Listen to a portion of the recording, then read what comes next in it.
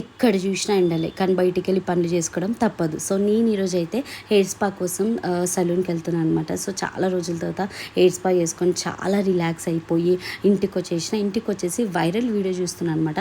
ఎక్కడ చూసినా ఇదే వీడియో. ఒక కాటన్ ట్యాబ్లెట్లో ఒక సీరం వేసేస్తుంది, ఫ్లఫీ అయిపోతుంది, ఫేస్ కప్లో వేసుకుంటే గ్లో వస్తుంది. చలో నేను కూడా ట్రై చేద్దామని నేను అమెజాన్లో కంప్రెస్డ్ ఫేషియల్ మాస్క్ని ఆర్డర్ పెట్టుకున్నా.